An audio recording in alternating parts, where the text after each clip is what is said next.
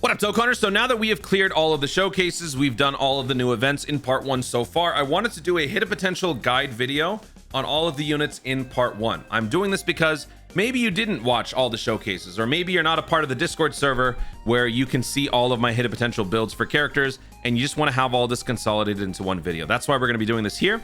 When it comes to hit a potential builds, there will be some disagreement in terms of, ideals on how to build characters. Some people feel that you want to further accentuate the defining traits of the unit. If a unit is really, really good at dodging, maybe you want to give a little bit more of the dodging just to make that unit that much more consistent. Some people feel you go to the Renaissance Man approach, where if the unit is good at one thing, give the hit potential something else to make the unit more effective in all aspects of a unit's function.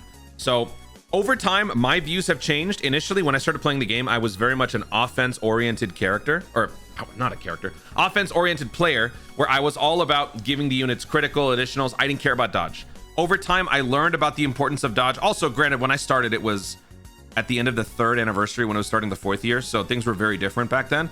But over time, my views changed, and I've had to change my builds accordingly. So if you guys feel differently about certain characters, feel free to let me know in the comments down below. You don't have to agree with all of my builds. I feel like these builds will bring the most out of the character. If you guys disagree, that is totally fine. For the most part, we're going to be going over all the part 1 characters. We've got about 10 or 11 here. I think there's going to be some debate over the Vegito Blue, maybe the Tech Rose clone, and maybe the Goku Blue. I feel like other than that, most people will agree. And we've got 1, 2, 5. Remember, these all count as 5. The doubles, they're just art. So 1, 2, 5, 7, 8, 9, 10, 11. I'm also going to be going over Vegito Blue and Int Rose because they are temporarily boosted. So we should also talk about them and what they can do. But let's start with these guys. So let me jump in here. And by the way, if you guys want to join the Discord server, you can. Link is in the description down below. This is essentially what I'm talking about. I have a whole channel dedicated to my hit a potential builds. You guys can request characters, and I will post the builds of the characters in the way that I see them most effective. So let me switch back over here. Let's actually look at the units through this. So we're going to start with the Goku and Vegeta Blue. Now, I'm not going to spend, an eternity explaining each character and how every part of the passive works, because you guys have already seen the videos. Hopefully, you already know how they work. But basically, there are 2 versions of this character. This guy gives you defense, and he is able to dodge and tank in the slot 1 as Goku. Or he switches to Vegeta, and he becomes an all-out attack dog with guaranteed critical in slot 3. This build that you see on the right is for mainly the Goku unit, because I feel like most of the time, the Vegeta is a finisher option, not one that you're going to be primarily running on your team. Not during Global Dokkan Celebration anyway. Maybe, later on in the future, once we get even better characters, this guy might be moved over to the slot 2 position or the slot 3. At that point, the build could potentially change. But for now, this is the best unit in the game. And I want this unit to be mainly run as the Goku. In the Goku form, you dodge and you tank. And as far as damage is concerned, he doesn't do the greatest damage, but his main function is to set up and give everybody 60% defense with his Ultra Super attack. So in the interest of making his time as Goku more effective, I wanted to increase the damage output, which is why I went full critical. Now, in my skill orbs here, 2 out of the 3 are the GDC exclusive equips for the character that you get from the special battle challenge event. I decided to change the silver orb to give him more critical and more attack. He does stack attack permanently, so I wanted to amplify that. But if you were to use all of the actual equips from the GDC event, this is what the build would look like, which still works because you're going full critical, you're putting the rest into additional, and you have a little bit of dodge in there. The Vegeta form does have a 50% chance to dodge and 40% damage reduction. He does not have any guard. So this guy can be a liability in certain situations, so putting extra dodge in there does give you a chance. Now, it's not a big chance when it comes to hit a potentials and passives. When it comes to dodge especially, dodge happens first as one calculation in the passive. Then a secondary calculation happens for the hit a potential, meaning if the 50% chance fails, only then will the hit a potential dodge chance even be factored in.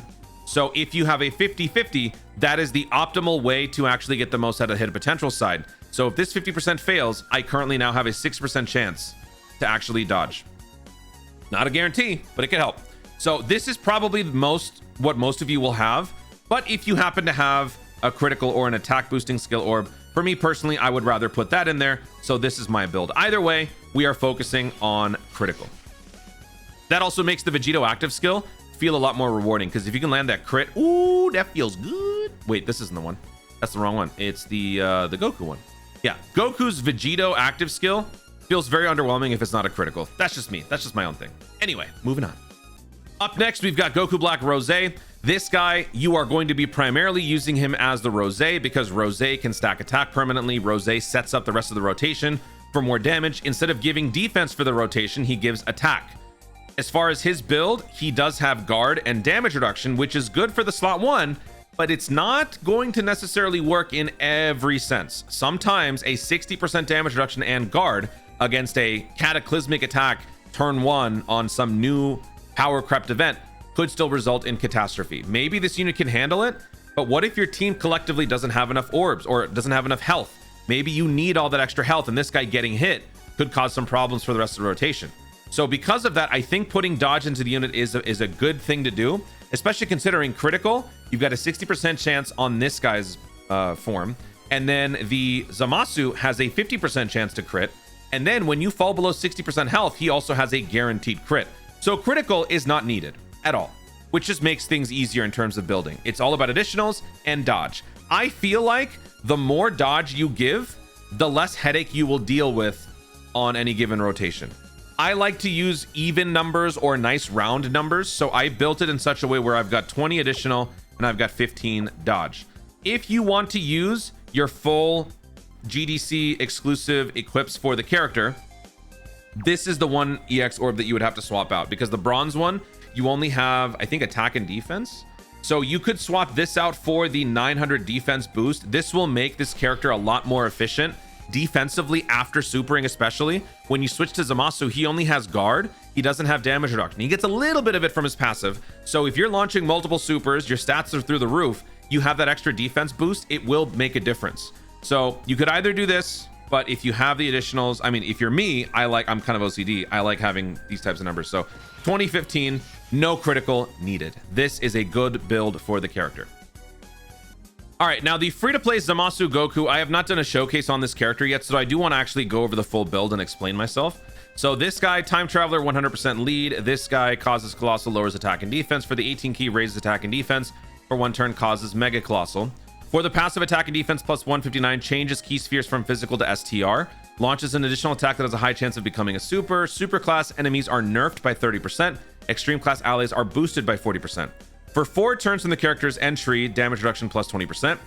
When there's a Future Saga category enemy or all allies attacking the same turn are extreme class, you get key plus 3, crit and damage reduction plus 40%, and you launch an additional super. For every attack received, you go from key plus 2 all the way up to 10. When attacking with 12 or more key, attack and defense plus 159. When attacking with 18 or more key, defense plus 159. When the target enemy is in the following status: lower than 59% health, attack nerfed, defense nerfed, you get attack plus 159 and guaranteed crit. After delivering the final blow, so when you kill anyone, you will get attack and defense and chance to dodge plus 59%. So with all of that said, and factoring in the fact that he is a free-to-play unit, I think ultimately the best way to build the character is to go for dodge, because the chances of you potentially getting that finishing blow with this character might not always be high. This guy does have temporary boosted damage reduction, but besides the 20%, your only other reliable damage reduction comes from a full extreme class rotation or when there's a Future Saga enemy. So with only 40%, there's no guard, there's no dodge. I just think putting more dodge is going to be the best way to give the character the most amount of longevity. You do get 59% chance to dodge after you kill somebody, but that's not going to happen right away. And like I said before, when you are at that 50-50 split, that is the optimal setup for the hit a potential dodge to then kick in. In the off chance that you do get the finishing blow, you get all this extra boosting. If your 59% dodge check fails, then your backup dodge check will proc. 25 is my backup.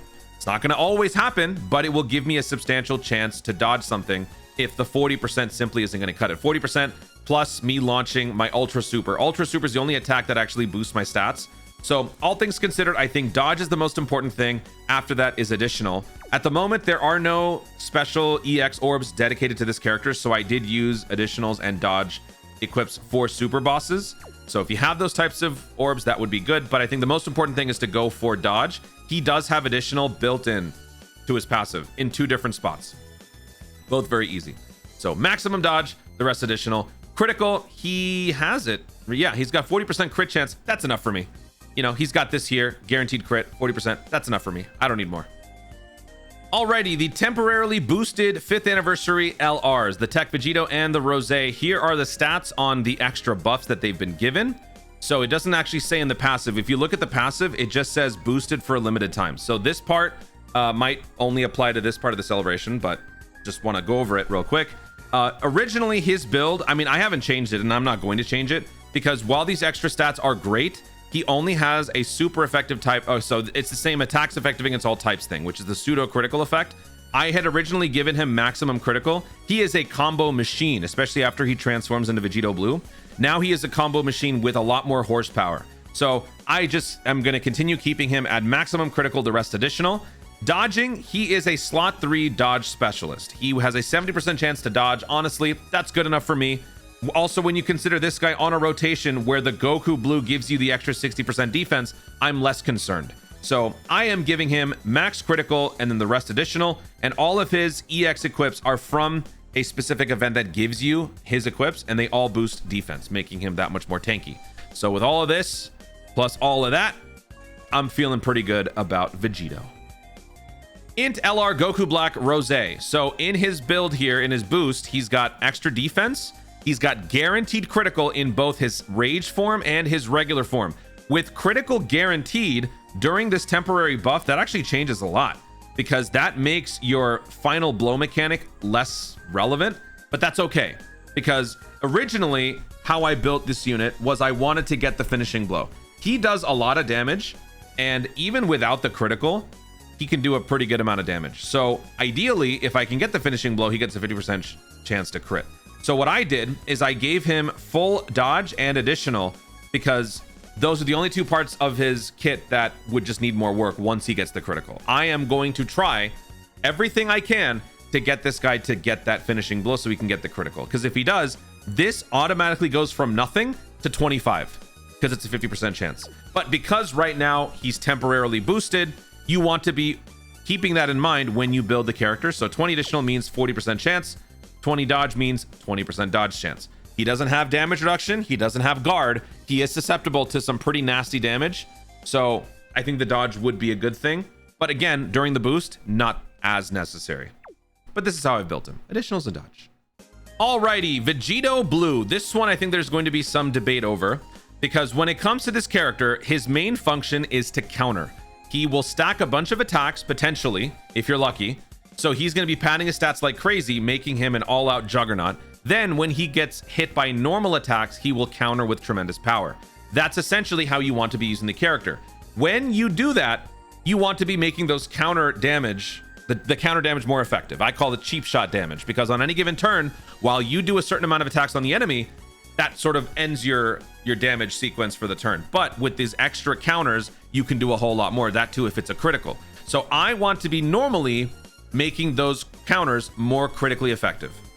And that's why I'm giving him full critical. So that's why he's got 25 here, 11 additional, and 5 dodge. Now, the reason why there's some debate over this is because this character, let's say you're just not lucky. You're not getting those additional super attacks. You're only launching maybe 1 or 2. In certain situations, this guy may not be able to hold his own defensively. Against slaps, he'll be fine. But against supers, not so much. Which is why this part of his super easy is great because it gives him a chance to dodge. 50% chance to dodge under normal situations. When your health is below 70%, you have a 30% additional dodge chance. Even that may not be enough. So it just depends on what you consider to be more important. Do you consider optimizing the character's main trait to be more important, or would you rather give him more longevity? So with a 50% dodge chance, you have the best shot at your hit a potential dodge actually being important. So if you want to go full dodge, you can. During my showcase, I was sort of teetering back and forth between going full critical and going full dodge. Either way, I think those 2 are the most important things. You could put some additional in there, but he's got it right here. And he's also got a base 5 additional chance anyway, which is a 10%. So you don't even have to necessarily put more in there. If anything, I might change that. I might give more additional to the dodge but I'm just going to live on the edge and I'm going to give him 25 critical. I want his critical counters to be effective. Also, I am mostly going to be running this guy with the Goku on slot 1. This guy gives me 60% extra defense. So that's how I choose to live. If you don't want to and you want to more, want to go more dodge, I don't blame you. You totally can. But I think critical and dodge are the two most important things. I'm choosing to go full critical. So 25. And also, if you're wondering why it looks like this, it's because these are the perfect set of skill orbs to make these numbers look like this. I couldn't find something that could like more distribute or more skew in favor of dodge. I'm just OCD that way. Maximum critical is how I choose to live. AGL Goku Black Rose. Critical is taken care of in the passive. He can get up to 50% critical for every attack received, and he gives extreme class allies more critical for multiple turns. Critical is taken care of. It's all about dodge and additional.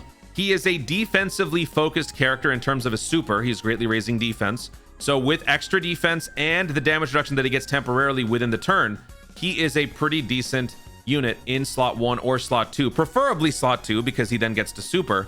But in the off chance you have to put him in slot 1 for whatever reason, unfortunately, Extreme Future Saga doesn't have too many good slot 1 units. I think dodge is a more important thing to invest in. Dodge, again, only counts for 1. So 20 dodge means 20% chance to dodge. 14 additional means 28% chance for an additional.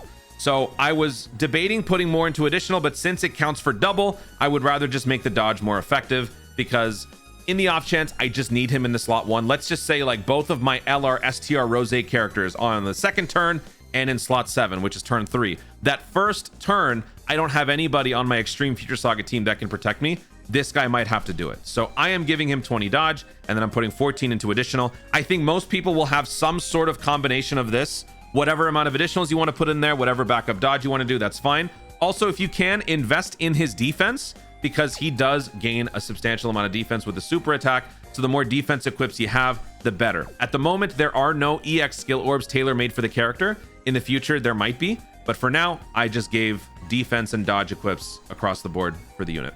Additionals, backup. And then we got this chunky cat. This dude just randomly popped up here. So I'm going to quickly just read the character's build and then explain the hit potential. So this guy, Realm of Gods, Universe 6, 130% lead, greatly raise attack and defense for 1 turn, cause supreme damage, and greatly lowers attack. Attack and defense plus 166, chance to crit and damage reduction 22%. Realm of Gods, Universe 6, key plus 2, attack and defense plus 66%. When all allies attacking in the same turn are Realm of Gods or Universe 6 characters, attack plus 166. Chance to crit and damage reduction plus 22%. Randomly changes key spheres of a certain type other than AGL or physical into rainbow.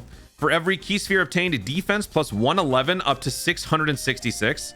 6 or more key spheres obtained gives you another damage reduction and crit chance plus 22%. When attacking with 12 or more key, attack plus 166. 66% chance for more stats, 6% chance for more stats. Attack plus 1700%.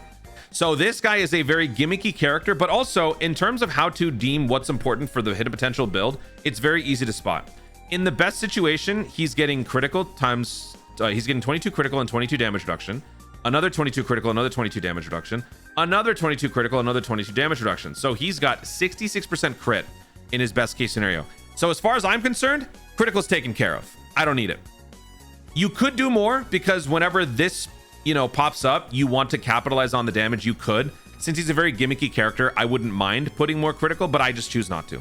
With 66% damage reduction, he does have some nice tanking potential, especially when you consider 666% defense. So with all that said, protection-wise, he's good. How do we further this? If we launch multiple supers and we greatly raise attack and defense multiple times, all the while boasting 66% damage reduction, all the while having 666% defense, we're probably going to tank pretty well. Which is why my build is not focused on critical whatsoever, and instead, max additional and then the rest into dodge. So this is what I've done. I have a 50% chance of launching an additional attack. That attack then has a 50% chance of being either a super or a slap. I gave him some stat boosting in the bronze slot. I gave him a dodge and defense equip in the gold slot to give him more defense, just to further accentuate his stat boosting. But I think that this is a pretty decent build for the character. If you want to put a little bit more dodge in there, you can, to take away from additional. But I put 0 critical because I just think that we have enough in here. I'd rather not worry about it. This one, I don't even think people are going to care enough to even debate. But let me know in the comments if you guys agree or disagree with this one. And finally, we come across the Goku Black Rose clone army. Do check out my video with this team. I've done 2 videos so far. Excellent team. The best free-to-play characters in the game. Absolutely the best. You must farm them out. And honestly, it is a good idea to farm out the equips from that event. It is a little time consuming. It's annoying, but I think it is very much worth doing. I'm not going to go over every aspect of the character's build because I've done this twice already. But real quickly, every one of my units, I want to have dodge. The reason why dodge is important, in my opinion, for these characters is because they are free to play. Their stats can tend to skew on the lower side, especially before they actually get the ball rolling. So I think collectively, if every one of them has a substantial amount of points into dodge, it gives them overall a more collectively high chance to get through some pretty nasty events. You have to run them all together to truly get the most out of them. So that's pretty much an assumption at this point. If you're going to be running one, you're probably going to be running them all. So if they all have a decent amount of chance to dodge, it will help you. And it has helped me considerably on a lot of the content thus far. So with that said, we are going to be giving everybody at least a 20% chance to dodge, except for AGL Rose. AGL Rose already has a built-in up to 90% chance to dodge. Even more though, if you consider, I think Attack of the Clones is the link that gives him extra dodge. So he is dodge-tastic. We don't need more. So instead, we are focusing on additionals and critical. I chose to go critical just to optimize and increase the damage output from my free-to-play characters, and they do a very good job. This guy is not necessarily supposed to be the strongest, but he does a good amount of damage with my full critical build. Maximum critical 26, 11 additional, using all of the unique equips that you get from that event. I highly recommend you guys farm out, if you can, 5 copies of every version. You've got the critical silver, critical gold, you've got the dodge silver, additional silver. These are really, really, really good. Farm them all out. In the process of you getting these characters, you should get a good amount. So now let's move on to the tech one. So let me switch over here to the tech one. The tech guy is all about nerfing. This guy can nerf you into the ground. He actually very much is a surprising unit in terms of damage potential. He's got a lot of damage potential. So this is the one unit where I feel like there is a couple of builds that could work. This guy could benefit from more critical because he can get a lot of extra stats when attacking with 12 or more ki, and the enemy has one of the status effects that he benefits from. So if you do want to focus more so on critical, you can. I don't personally want to sacrifice my 20 dodge. Everybody having at least 20% chance to dodge is important, and I want him to have more combo power because launching multiple supers gives him more defensive presence. If he picks up a tech orb, he has 40% damage reduction when receiving an attack from someone who got hit by a super. So 40% damage reduction plus multiple supers where he's greatly raising attack and defense. My mind is primarily focused on survival. The damage will come. The damage will eventually happen with these characters and your friend lead, your main lead. So I would rather just focus on the other things.